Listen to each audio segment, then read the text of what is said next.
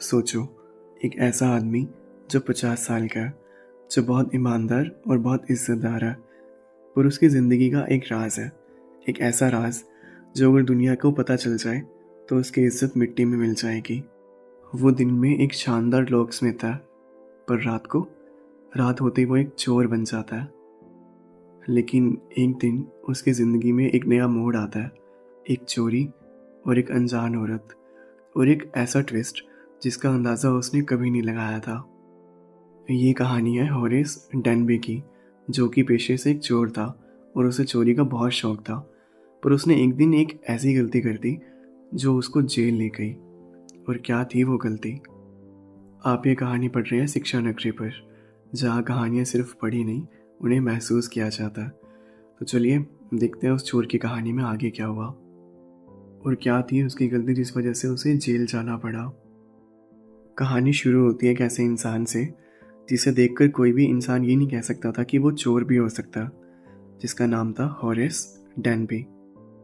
50 साल की उम्र, ना बीवी ना बच्चे, बस उसके घर में वो अकेला रहता था और उसके साथ एक मेड रहती थी जो उसके तबीयत का बहुत ध्यान रखती थी और हमेशा उसके तबीयत की फिक्र करती थी। और करे भी क्यों ना, उसको बीमारी भी ऐसी थी। तुम में से उन बच्चे उस बीमारी से रिलेट कर पाएंगे जो उसे थी, जिन्हें सीजनल एलर्जीज है, जैसे साइनस, जैसे छींके आना, गले में खराश, गले का बैठ जाना, आंखों से पानी आना और नाक बहना, और इन सब से रिलेटेड चीज़ें। और सबसे अच्छी बात कि उसको ये सब बीमारियां गर्मियों में होती थी, होनी सर्दी में चाहिए।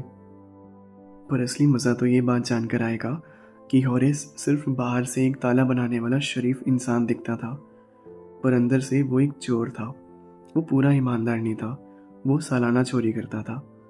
इसका मतलब साल में एक बार चोरी करता था। और वो चोरी भी सिर्फ इसलिए करता था ताकि वो अपने मनपसंद की महंगी किताबें खरीद कर पढ़ सके, क्योंकि उसे किताबें पढ़ने का बहुत शौक था। अब करो बात, लोग चोरी करते हैं ताकि वो आईफोन खरीद सके, और इस महाशय को किताबें पढ़नी है। और इस साल उसने निशाना बनाया शोटोवर ग्रेंज को, जो कि एक बहुत बड़ा और लग्जरी बंगला था।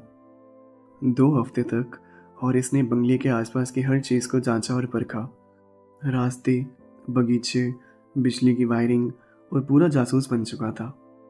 और उसे वो एक दिन और वो एक मौका मिल ही गया जब वो वहाँ पे चोरी कर सकता था, क्योंकि उस घर की दोनों नौकरानियाँ और केयर टेकर से वो मूवी देखने चले गए थे। पर उन्हें क्या ही पता था कि उनकी नौकरी बहुत जल्दी इस मूवी की वजह से जाने वाली है। और होरेस ने इस मौके का फ़ायदा उठाने का सोचा। उसने अपना बैग पैक किया, दस्ताने पहने और घर में वीआईपी एंट्री मार दी, किचन के रास्ते। और बंगले में एंटर होने के बाद उसे मिला एक कुत्ता जिसका नाम था शैरी। पर वो कुत्ता कुछ ज़रूरत से ज़्यादा ही फ्रेंडली था। हॉरेस उसके पास गया और उसने उससे कहा, ऑल राइट शैरी। तो वो उससे पिघल गया और उसने उससे दोस्ती कर ली। उसके बाद वो कुत्ता खुद उसको अंदर लेके गया और उसके पैर चाटने लगा, जैसे वो उसको ये कह रहा हो कि आओ भाई साहब, आप ही का घर है, जब मन चाहे तब चोरी करो। उसके बाद हॉरेस पहुंचा ड्राइंग रूम में, जहाँ पे वो तिजोरी पड़ी थी, और तिजोरी एक पेंटिंग के पीछे छुपा रखी थी। और हॉरेस मन ही मन ये सोच रहा था कि इतनी महंगी चीज़ें जब इन्होंने अपने घर में रख रखी हैं तो एक ढंग की पेंटिंग तो लगा लेते, जैसे मोनालिसा टाइप की पेंटिंग। और वो अपना काम शुरू ही करने वाला था कि उसके नाक में एक हल्की सी खुशबू आती है, एक फूल की। पर जैसा कि आपको याद हो कि मैंने आपको कहा था कि इसे सीजनल एलर्जी की प्रॉब्लम है, तो उस फूल ने, उस खुशबू ने उसके नाक में कुछ और ही काम किया, जिस वजह से उसे जुकाम हुआ और उसे छींकें शुरू हो गई। और वो फूलों की खुशबू नहीं, वो छींक और खांसी का न्योता थी। और जैसे ही उसके छींकों का प्रोग्राम खत्म ही हुआ था, तो उसके पीछे से एक धीमी सी आवाज़ आती है। क्या हुआ, कफ या फीवर? होरेस पहले तो थोड़ा सा डर गया था, लेकिन कुछ सोचने से पहले बोल पड़ा, हाँ थोड़ा सा फीवर हुआ है। और ये बोलने के बाद उसको एक और छींक आई, और इस बार की छींक उसने थोड़ा इज्जत के साथ ली थी, थोड़ा तमीज से, क्योंकि आगे लड़की थी ना, इसलिए। तो हैरिस ने पीछे मुड़ के देखा तो उसके सामने खड़ी थी एक बहुत सुंदर और लाल कपड़े पहने एक लेडी, और शहरी उससे ऐसे लिपट रहा था जैसे वो उसकी असली मालकिन हो। और हॉरेस मन ही मन सोचने लगा कि यार ये तो प्लान में नहीं था, अब इसको कैसे डील करूं। लेकिन अब कुछ ना कुछ तो करना ही था। थोड़ी बातचीत हुई, थोड़ा डर दिखाया, थोड़ा प्यार जताया और उसके बाद शुरू होती है नेगोशिएशन। और उस लेडी ने हॉरेस के सामने थोड़ा सा स्मार्ट बनकर उसे बोला, अगर तुमने कुछ भी करने की कोशिश की तो मैं पुलिस को फ़ोन भी कर सकती हूँ। तो हॉरेस ने बोला, अगर तुम पुलिस को फ़ोन कर सकती हो तो क्या मैं फ़ोन की वायर नहीं काट सकता? तो लेडी थोड़ी सी डर गई और उसने बोला कि तुम क्या करोगे मेरे साथ?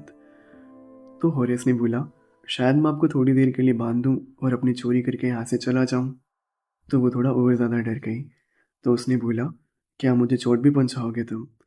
तो हॉरेस ने थोड़ा सा अच्छी सी स्माइल देकर बोला कि नहीं नहीं, मैं मजाक कर रहा था, तुम्हें डरने की कोई ज़रूरत नहीं है, तुम बिल्कुल सेफ हो। और उसके बाद वहाँ की सिचुएशन थोड़ी सी काम डाउन होने लगी थी और वो दोनों लगभग ऐसे बात करने लगे थे जैसे वो पहले से ही एक दूसरे को अच्छे से जानते हों। यू नो वॉट, लड़कियों के पास एक ऐसी सुपर पावर होती है जिसे वो किसी भी लड़की को पिघला सकते हैं, उन्हें स्माइल पास करके। और उस लेडी ने भी कुछ ऐसे ही किया। उसने होरेस को एक अच्छी सी स्माइल पास की और उससे कहा, चलो छोड़ो इन सब चीज़ों को और मुझे तुमसे एक काम है, मैं वैसे भी बहुत ज़्यादा लेट हो रही हूँ, तो तुम मेरी एक छोटी सी मदद कर दो, क्योंकि मुझे आज रात को अपने पति के साथ एक पार्टी में जाना है और उससे पहले मुझे सेफ में जितने भी गहने पड़े हैं उन सबको बैंक के लॉकर में जमा करवाना है। तो तुम मेरे लिए ये सेफ खोल दो क्योंकि मुझसे इसकी चाबी कहीं खो चुकी है। और उसके बाद होरेस ने सेफ को खोलना शुरू किया। तो उसको 1 घंटा लगा बट उसने वो सेफ खोल दिया और उसने वो सारे गहने उस लेडी को पकड़ा दिए और एक अच्छी सी स्माइल देकर वो उस बंगले से ऐसे बाहर जाने लगा जैसे मिशन इम्पॉसिबल उसने पूरा कर लिया हो। और उसके बाद जब वो अपने घर गया, मस्त नहा धोकर 10-12 छींके मारकर दवाई लेकर और सो गया। और 2 दिन तक तो सब सही चल रहा था, बट उसके बाद उसे एक किताब याद आ गई जिसका प्राइस शायद से बहुत ज़्यादा था और उसके पास वो किताब खरीदने के बिल्कुल भी पैसे नहीं थे। तो उसके माइंड में एक थॉट आया कि क्यों ना फिर से चोरी करने की कोशिश करता हूँ, पैसे आएंगे तो किताबों को खरीद भी पाऊंगा और उनको पढ़ भी पाऊंगा। और वो न्यूज़पेपर पढ़ता हुआ एक ऐसा मौका ढूंढ ही रहा था कि उसी टाइम पर उसके डोर पे पुलिस आ जाती है और वो पुलिस को देखकर थोड़ा सा डर जाता है। और उसके बाद पुलिस ने उसके घर पे ही उससे पूछा कि तुमने चोरी क्यों की? तो हॉरिस ने बहुत डरते हुए जवाब दिया कि उस बंगले की मालकिन ने मुझे वो सेफ खोलने के लिए बोला था। तो पुलिस बोली, अबे कौन सी मालकिन पे? फिर असली मालकिन वहाँ पे आ गई। 60 साल की खूसट बुढ़िया थी जो कि बहुत तेज तरार आंटी टाइप की थी। उन्होंने झट से इसको पकड़ लिया और उन्होंने ये सब बोला कि ये बकवास मार रहा है, मैंने इसको ऐसा कुछ भी नहीं बोला कि मेरे बंगले में चोरी करें। और बेचारा हॉरिस, उसको अभी तक ये लग रहा था कि वो एक जेंटलमैन टाइप ऑफ थीफ है, बट उसको क्या पता था कि उसकी ज़िंदगी में एक दिन ऐसा भी आएगा जिस दिन उसे जेल जाना पड़ेगा। तो पुलिस ने उसे पकड़ के जेल में डाल दिया। वो चला तो थीफ बनने था, बट बेचारा जेल का लाइब्रेरियन बन के रह गया और किताबों के बीच में बैठकर वो कभी कभी उस लड़की के बारे में सोचता रहता था जिसने उसे चूना लगाया था, जिसने चोर को चोर की भाषा में समझाया कि दिमाग का इस्तेमाल करके चोरी कैसे की जाती है। तो ये कहानी द क्वेश्चन ऑफ ट्रस्ट यहीं पे ख़त्म होती है। उम्मीद करता हूँ कि आपको ये कहानी अच्छी लगी होगी। आपके डिस्क्रिप्शन बॉक्स में इस चैप्टर से रिलेटेड कुछ एग्ज़ाम ओरिएंटेड और इम्पोर्टेंट क्वेश्चंस और वोकैब मैंने प्रोवाइड करवा दिया, उनको अच्छे से पढ़ लेना और रिवीजन कर लेना। अगर आपको मेरी मेहनत पसंद आई हो तो वीडियो को लाइक करना और अगर आपको ऐसी नई नई कहानियाँ सुनने में इंटरेस्ट है तो चैनल को सब्सक्राइब करना। Thank you so much.